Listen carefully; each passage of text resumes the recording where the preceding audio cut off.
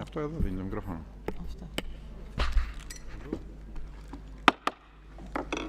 Dear colleagues, I declare the fourth part session of the 2024 Ordinary Session of the Parliamentary Assembly of the Council of Europe open. Dear Secretary General,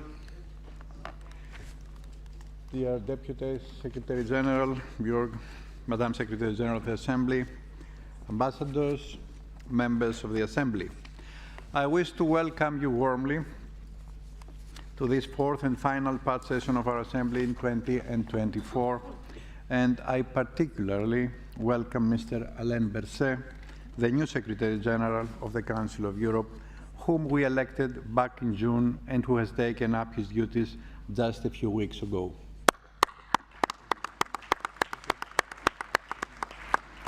Dear Alain, I understand that your first days in this important capacity have already been extremely busy and dynamic, and that you already feel in your position like a fish in water, and there is much of water in Strasbourg. However, as this is the first pay session for you as the Secretary General, I still would like, on behalf of our entire Assembly, to wish you every success in your mandate. You have the heavy responsibility, yet also the privilege, of taking up these duties in a truly historic period when your leadership can really make a visible impact and real difference to our European continent. For the relevance and importance of the Council of Europe could not be higher than it is right now, and I can assure you that you can count on every support from our Assembly as together we defend the fundamental principles of democracy, human rights and the rule of law, of which this organization is guardian. We look forward, dear Alain, to your first address to the Assembly tomorrow. Also, to make your first session even more exciting, we have prepared a very rich, interesting and politically topical agenda for this week, which will clearly create numerous opportunities for synergies and joint follow-ups by all statutory bodies of the Council of Europe. Today, we will start our session with the award of the Václav Havel Human Rights Prize, the ceremony which will be presented by an address by Mr. Vladimir Kara-Murza, winner of the 2022 Václav Havel Prize, and thankfully now released from a Russia gulag, actually, as part of a complex prisoners exchange. Dear Vladimir, let me once again express my utmost relief to see you free and all the more determined to continue with your fight for the free and democratic Russia, which we all long for and which poses no threats to its neighbors nor to its own citizens.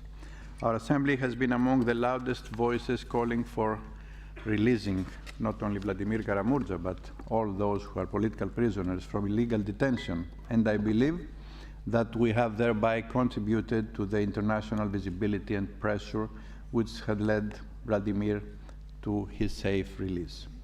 I'm very happy that earlier this month he could celebrate his birthday with his family in Paris and not in a prison cell in Omsk, and we are delighted to greet him here in Strasbourg today. I know that Vladimir, like us all, are thinking today of all others who have suffered imprisonment and even died in voicing their opposition to this brutal dictatorship and its allies. The 2021 Václav Havel winner, Maria Kolesnikova, is, as we speak, still in the hands of a totalitarian dictator, and we hear very worrying reports about her situation and physical conditions. We must not rest until Maria and all other political prisoners in Russia and Belarus are freed. We will do whatever we can to achieve this objective. The ongoing Russian war of aggression against Ukraine and its consequences remain the top priority for us, and clearly this will remain our key concern for as long as is needed. The situation on the front line is very volatile. Recently, we witnessed yet more indiscriminate air and missile strikes by the Russian Federation against the cities, towns, and villages of Ukraine, with dozens of civilian deaths and still more damage and destruction to the infrastructure of society, schools, hospitals, historic monuments, and homes. We need to step up with ever more urgency the discussions on how to achieve peace for Ukraine and its people based on justice and accountability for the Russian Federation for its crimes in and against Ukraine. The innocent victims of this brutal aggression deserve reparation and justice.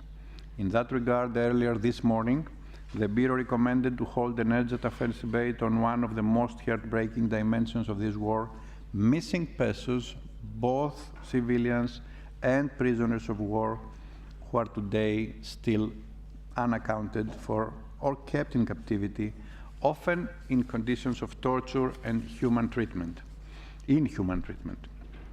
There will also be the first meeting of the Parliamentary Network on the situation of Ukrainian children, and I wish to express my admiration to our colleague, Mrs. Olena Komenko, who has worked so tirelessly to set up this network, which will now certainly be able to play an important part in addressing the tragic situation of so many children of Ukraine.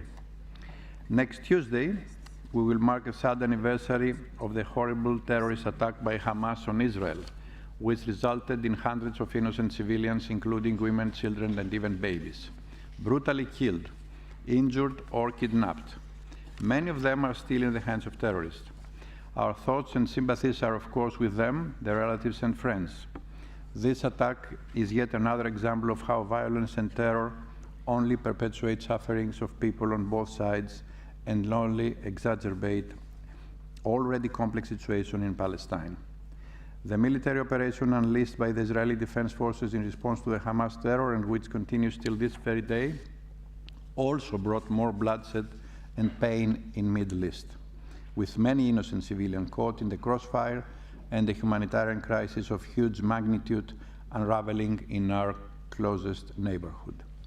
There is no doubt that our Assembly has a role to play in the international efforts to end this dangerous spiral of violence that may soon spill over to the neighboring countries and lead to a much wider regional conflict. Later this week, we are expected to debate on an escalation of violence and the mounting humanitarian crisis, particularly in Gaza. Another issue, dear colleagues, high on the European political agenda today is that of migration, and a joint debate on the smuggling of migrants and fate of missing migrants will take place tomorrow, with the participation of the Council of Europe Human Rights Commissioner, Mr. Michael O'Flaherty. We will also hold debates on the detention and conviction of Julian Assange and the chilling effects on human rights, the issue of propaganda and freedom of information in Europe, the protection of Iranian human rights defenders in Council of Europe member states, preventing and combating violence and discrimination against lesbian, bisexual, and queer women in Europe, and many other topics. Later today, we will exchange views with the Governor of the Council of Europe Development Bank, Mr. Carlo Monticelli. I recently met Mr. Monticelli with leaders of our political groups in Paris, and I'm convinced that this opportunity to learn more about the bank's activities and functioning will be most valuable to all of you as national parliamentarians, and will allow us also to step up our cooperation and synergies with the bank. Lithuanian Foreign Minister Gabrielius Landsbergis, President of the Committee of Ministers, will present the traditional communication from that body and answer questions from members. The Foreign Minister of the Republic of North Macedonia, Timso Mutsunski, will also address the Assembly later this week. I wish all of us a productive and effective session, and I look forward to our debates. Let's go to work, and the first item on the agenda is the examination of credentials of new members. The names of the members and substitutes are in document 16046. If no credentials are challenged, the credentials will be ratified. Are there any credentials challenged? No. The credentials are ratified, and I welcome our new colleagues. The next item on the agenda is the election of Vice President of the Assembly in respect of Belgium and San Marino. The two candidates are from the delegation of Belgium, Mr. Andres Griffroy, and from the delegation of San Marino, Mr. Gerardo Giovagnoli. If there is no request for a vote, Mr. Griffroy and Mr. Giovagnoli will be declared elected.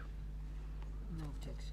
No objections, so I congratulate Mr. Griffroy and Mr. Giovagnoli on their elections.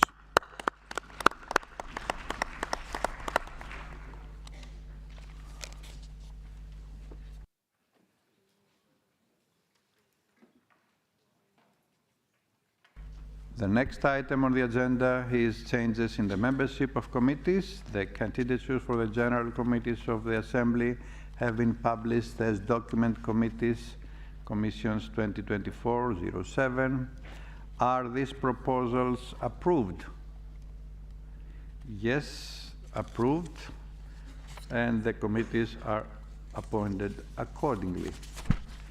Before we examine the draft agenda, the Assembly needs to consider requests for debates under the urgent and current affairs procedures.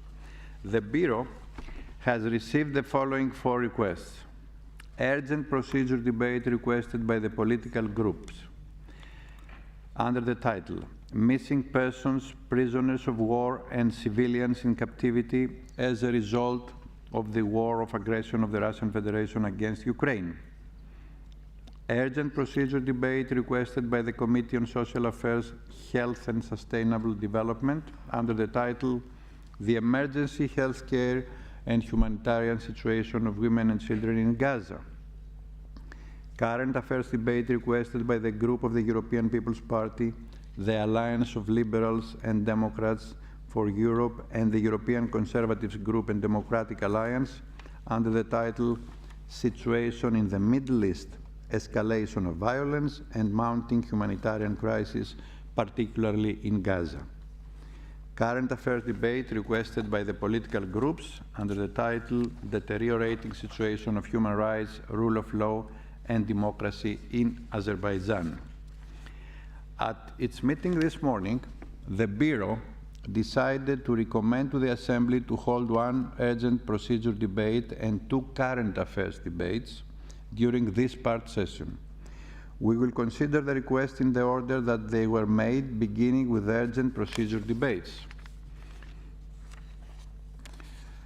The first request for debate under the urgent procedure, and I would like to ask the Assembly if the Assembly agreed to the Bureau's recommendation to hold an urgent debate on missing persons, prisoners of war and civilians in captivity as a result of the war of aggression of the Russian Federation against Ukraine. No. The Bureau's recommendation is accepted, and the request for urgent procedure is therefore approved and referred to the Committee on Migration, Refugees and Displaced Persons for report. We now come to the second request for a debate under the urgent procedure on the emergency healthcare and humanitarian situation of women and children in Gaza. At its meeting this morning, the Bureau agreed to recommend to the Assembly that this request be rejected in view of its support for the request for a current affairs debate on situation in the Middle East, escalation of violence and mounting humanitarian crisis. Is the Bureau's recommendation accepted?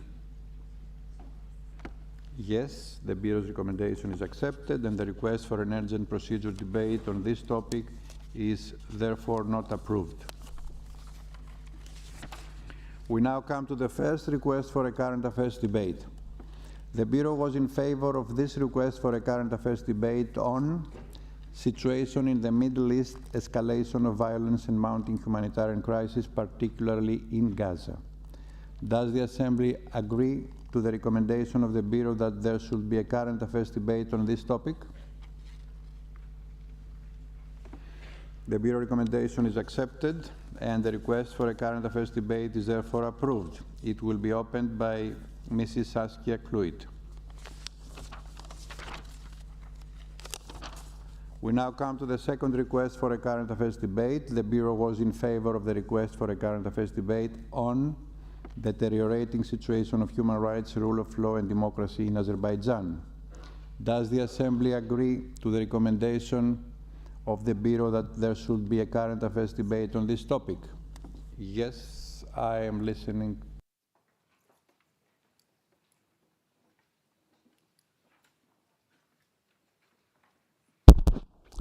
Thank you, Mr. President. I would like to challenge this current debate because we have an absence of the Azerbaijani delegation. At the same time, we have to consider that recently the new elections of the parliament took place. Therefore, I think that in accordance with the values of the pace, it is important that all sides being present and participating, and also to discuss the possibility of establishing direct communication with the newly elected parliament. Therefore, I would like to challenge this current debate. Thank you. Okay, then it is clear that Mr. Mekanadze has made an objection to the Bureau's proposal for a current affairs debate on deteriorating situation of human rights, rule of law, and democracy in Azerbaijan. Does Mr. Bulai wish to respond, to explain the position of the Bureau?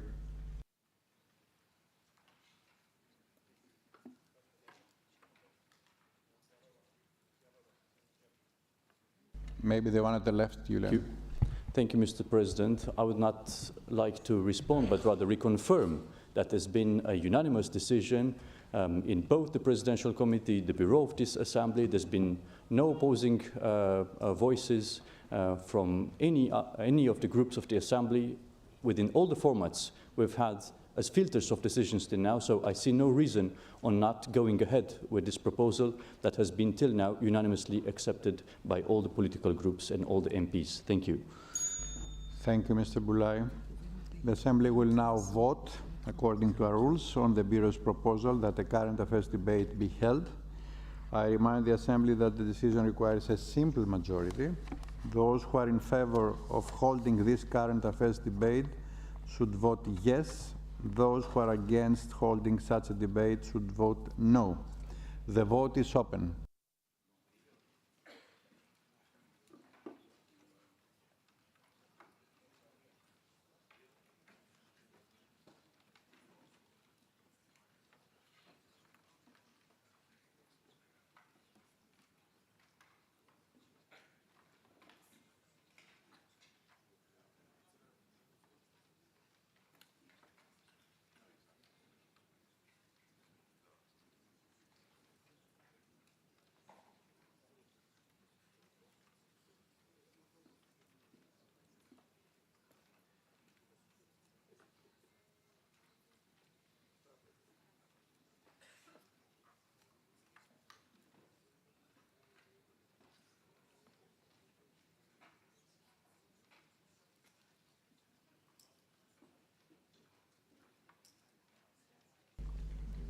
The vote is closed, and I call for the result to be displayed.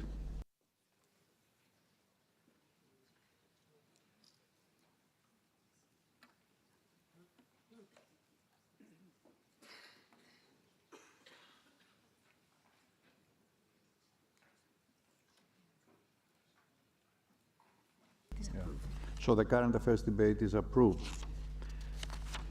And it will be opened by Mrs. Liz Christopherson. I have to announce that I have received a request from the authorities in Poland for the waiver of immunity of a representative, Mr. Marcin Romanowski. Under Rule 73 of this Assembly, the request stands referred to the Committee on Rules of Procedure, Immunities and Institutional Affairs. The committee shall immediately consider the request. Its report has been scheduled as first item of business on the afternoon of Wednesday, the 2nd of October. The next item on business is the adoption of the agenda for the fourth part of the 2024 ordinary session. The draft agenda submitted for the Assembly's approval was adopted by the Bureau this morning.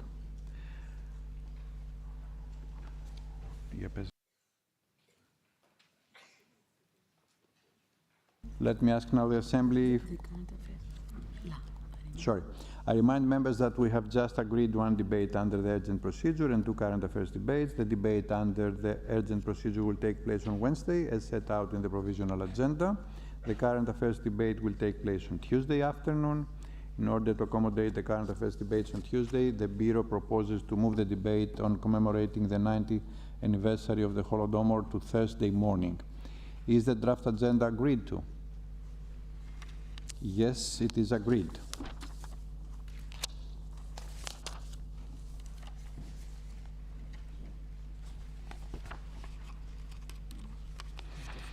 The next item on the agenda is the Václav Havel Human Rights Prize.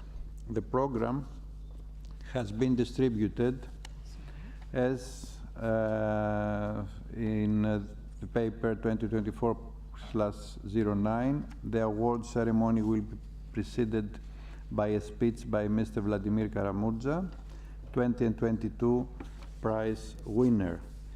But before I call Mr. Karamurza, allow me. 4 minutes ahead of time. So. Okay, since we are 4 minutes ahead of time, I will give the floor to Emanuelis. No. Give me a minute.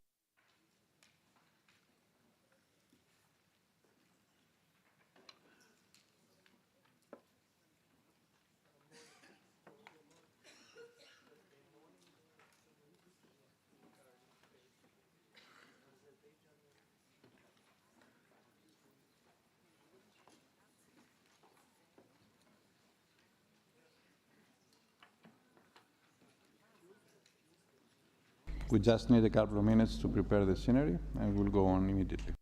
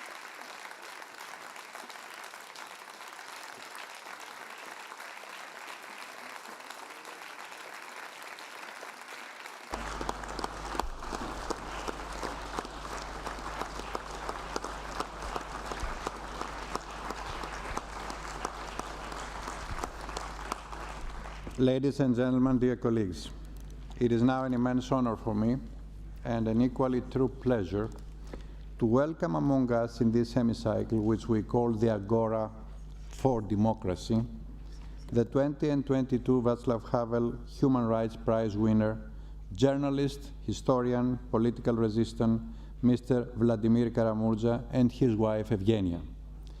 Dear Vladimir, words are the weapons of intellectuals.